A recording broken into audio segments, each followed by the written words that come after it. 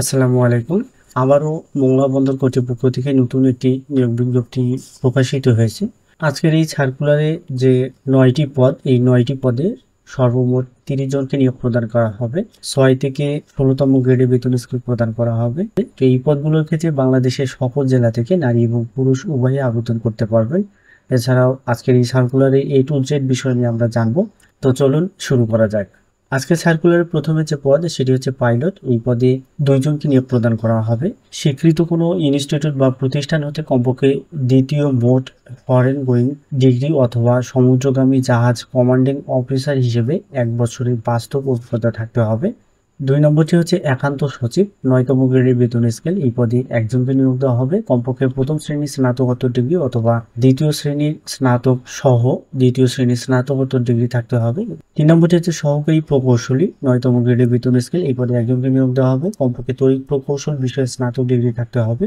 ৪ নম্বরটি হচ্ছে হিসাব রক্ষণ কর্মকর্তা। এই পদে ২ জনকে নিয়োগ প্রদান করা হবে। হিসাব বিজ্ঞানে প্রথম শ্রেণীর স্নাতকোত্তর ডিগ্রি অথবা দ্বিতীয় শ্রেণীর স্নাতক সহ দ্বিতীয় শ্রেণীর স্নাতকোত্তর ডিগ্রি অথবা অ্যাকাউন্টিং এ মেজর সহ MBA থাকতে হবে।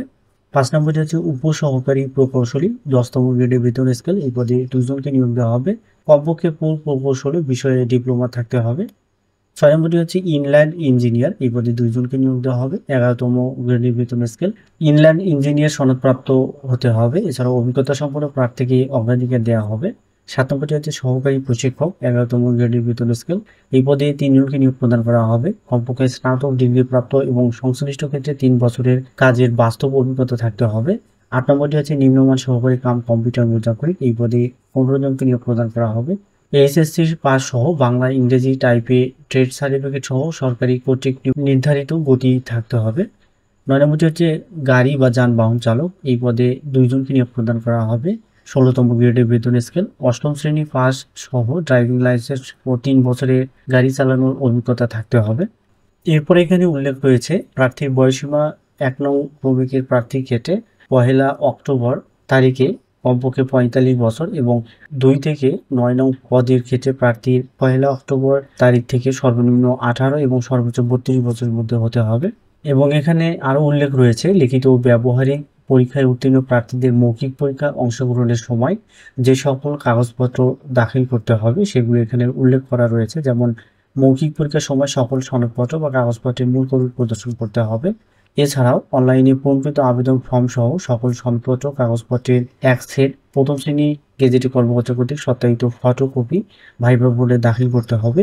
জেলার স্থায়ী বাসিন্দার প্রমাণপত্র হিসেবে ইউনিয়ন পরিষদ বা পৌরসভা বা সিটি কর্পোরেশন কর্তৃক নাগরিক সনদ, জাতীয় পরিচয়পত্রের ফটোকপি এবং প্রথম শ্রেণী গেজেটে কর্মকর্তা কর্তৃক চারিত্রিক সনদপত্র দাখিল করতে হবে। এছাড়াও যারা কোটায় আবেদন করবে তাদের ক্ষেত্রে কোটার প্রমাণপত্র অবশ্যই দাখিল করতে হবে। এরপরে আসি আবেদন কিভাবে করবেন। অনলাইনে আবেদনপত্র পূরণ ও আবেদন ফি জমাদান শুরুর তারিখ ও সময় হচ্ছে ২৭শে অক্টোবর সকাল ৯টায় শুরু হবে এবং শেষ হবে ২০শে নভেম্বর বিকাল ৫টায়। এই সময়ের মধ্যে আপনাকে আবেদন করতে হবে এবং আবেদন করার পরবর্তী ৭২ ঘন্টার মধ্যে আপনাকে পেমেন্ট করতে হবে। তো এবং অনলাইনে আবেদনের ক্ষেত্রে প্রার্থীকে এই ওয়েবসাইটে প্রবেশ করতে হবে এবং যে কোনো এক বা একাধিক পদে আবেদনের ক্ষেত্রে প্রার্থীকে নিবন্ধন বা রেজিস্ট্রেশনের মাধ্যমে একটি অনলাইন অ্যাকাউন্ট তৈরি করতে হবে এবং অ্যাকাউন্ট তৈরির ক্ষেত্রে প্রার্থীকে ইংরেজিতে নাম, মোবাইল নম্বর, ইমেইল এবং পাসওয়ার্ড প্রদান করে অ্যাকাউন্টটি তৈরি করতে হবে। আবেদন করার সময় প্রার্থীর একটি রঙিন ছবি এবং স্বাক্ষর লাগবে। ছবির দৈর্ঘ্য হচ্ছে ৩০০ পিক্সেল বাই ৩০০ পিক্সেল এবং স্বাক্ষরের দৈর্ঘ্য হচ্ছে ৩০০ পিক্সেল বাই ৮০ পিক্সেল।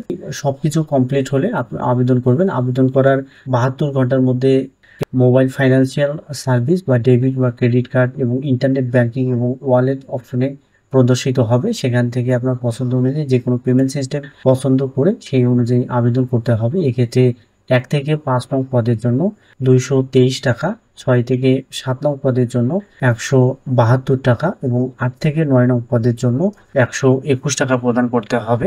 এছাড়াও যারা কোটায় আবেদন করবেন তাদের ক্ষেত্রে সর্বোচ্চ ৬৯ টাকা যে কোনো পদের ক্ষেত্রে প্রদান করতে পারবেন। আপনি কোন কোন মোবাইল ফাইন্যান্সিয়াল বা debit, credit card, internet banking এবং ওয়ালেট ইউজ করে টাকা প্রদান করতে পারবেন সেইগুলো এখানে দেওয়া আছে। এগুলো আপনারা দেখে নেবেন। এখান থেকে আপনার যেটি পছন্দ সেটি দিয়ে আপনি পে করতে পারবেন।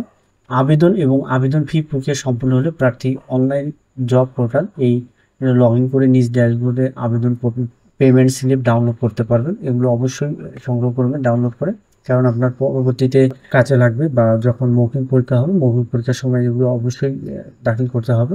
তো এগুলো ছাড়াও মোটামুটি আরও বেশ কতগুলো শর্তাবলী তারা এখানে উল্লেখ করেছে, যেগুলো আপনারা অবশ্যই দেখে তারপরে আবেদন করবেন। না বুঝে কখনোই আবেদন করবেন না।